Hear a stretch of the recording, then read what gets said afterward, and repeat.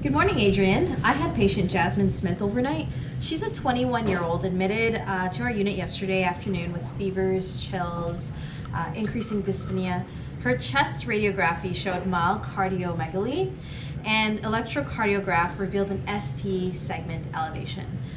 These findings prompted immediate coronary catheterization yesterday. Okay, are we suspecting Jasmine has coronary artery disease? Well, actually, her angiogram results revealed normal coronary arteries, but her hemodynamic tracing indicated severely elevated left-sided pressure and moderately elevated right-sided pressure. The doctors believe that this is a direct cause of the left ventricular dysfunction rather than a pulmonary or coronary disease. Jasmine's cardiac output was normal, but her stroke volume was severely decreased. And echocardiograph revealed a left ventricular ejection fraction of 20% and slight pericardial effusion.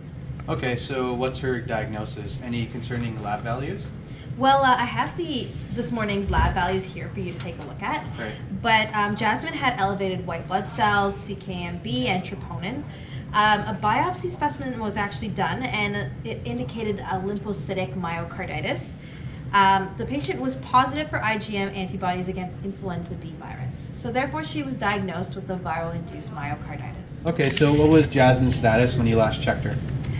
Jasmine was given dobutamine at 2130 and nitroglycerin to reduce her afterload. Okay. She's currently resting with a heart rate of 117, a blood pressure of 130/80, and O2 stat of 95%, with 2 liters of oxygen on nasopronx. Okay. There's a few crackles in her lungs that I noticed, but Jasmine is stable and working on recovering. But just so you know, she was grown up on the no vaccination theory, so Right. She didn't get any vaccinations growing up, and so she never had her influenza vaccine. Okay. Well, thank you for your report. I'll conduct my morning assessments on her. Have a great shift. Thank you.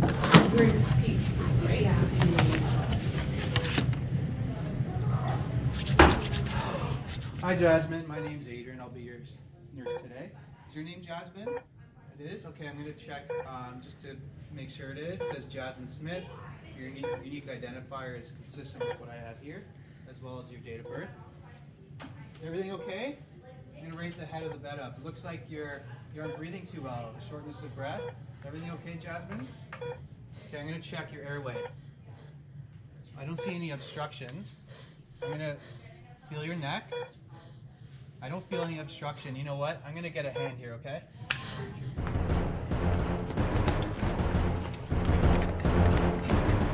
Okay, I'm going to do your respiratory rate. Okay, this is Sam. I've already done her airway. This is Jamara, okay? We need you to do blood pressure. Jamara, I need you to listen to her chest, and I need you to listen to her heart as well, okay?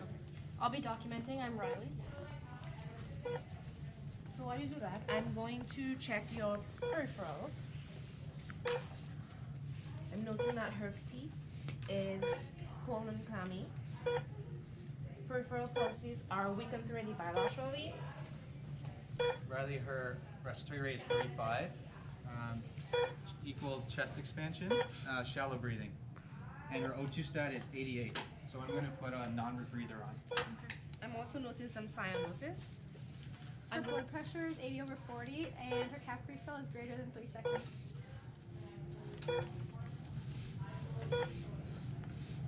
So I'm noticing pronounced crackles. This is going to help you breathe, okay?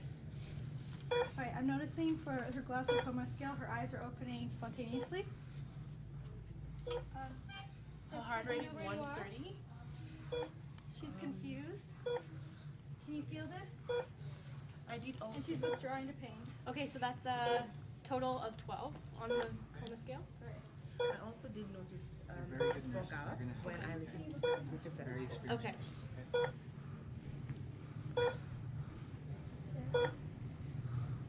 Alright, her pupils are equal, round, and reacting to light. Okay. Okay, I'm also noting that her urine output is 20 milliliters. Is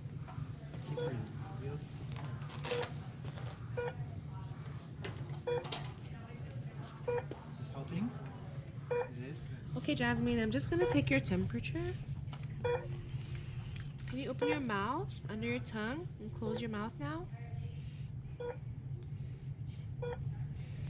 Okay, I'm noting that your temperature is 36.0. Okay, Sam, Riley, go notify the physician. Jamara, stay here with me and console the patient, okay? Jasmine, just keep taking deep breaths. This is going to help you breathe, okay? I know you're scared, but you have the best team working on you, and we're going to try our best to get you better. Yeah, we have very experienced nurses, okay? We'll call your mother or father, okay? Don't worry. Just keep taking deep breaths.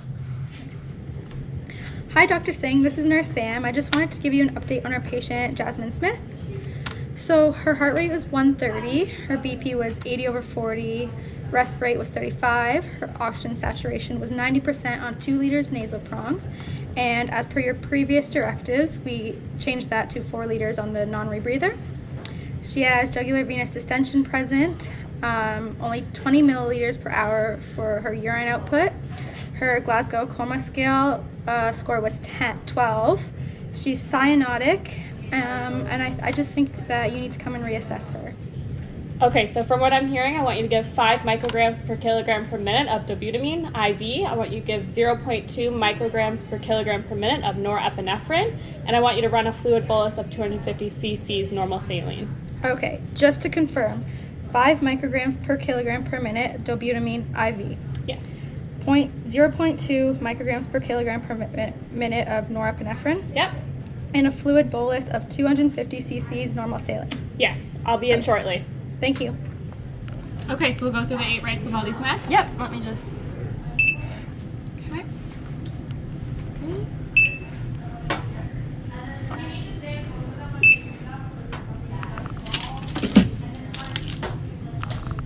Hi Jasmine, my name is Melissa. I'm another nurse here to help out. We just got off the phone with the physician and she gave us some orders of medications to give you to help make you feel better. Okay? All right, so I'm just gonna check your name band here. It's Jasmine, right? Okay, and any allergies? Perfect. Okay. Okay.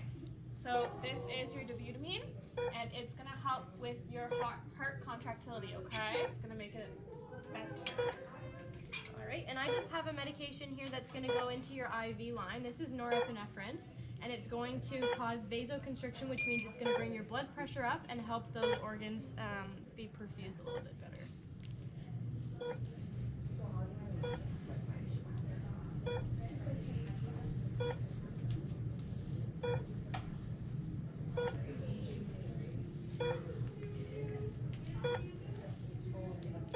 Okay, Jasmine, we also got an order to change your IV there. We're going to run your saline at 250 mils per hour.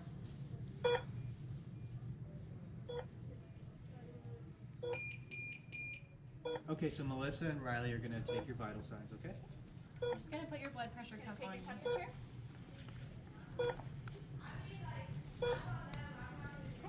Temperature's 36.5.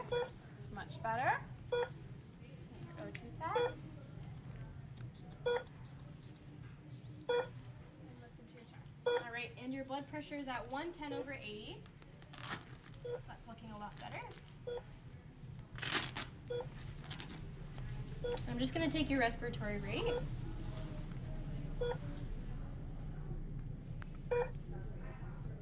So that's at 24 breaths per minute, which is still high, but it's coming down, which is good. Okay. O2 sat is 96. Pulse is 110. Okay, so it's looking like you're becoming a bit more stable. How are you feeling? Are you in any pain at all? Okay. Glad to hear that. All right, Jasmine, we're just going to talk to you about what you were experiencing. I know that was probably really scary for you. So we spoke with the physician, and what she thinks is that you were experiencing something called cardiogenic shock, which is when your heart can't adequately pump blood to the rest of your body and perfuse those organs with oxygen and blood that they need. So that would have been a result of the infection that you had before, which just affected your heart's ability to pump. Okay, but after everything that we did to intervene, it seems like your vital signs are coming back down to being stable. Your urine output has improved. You said you're feeling a bit better. Okay, do you need anything else from us?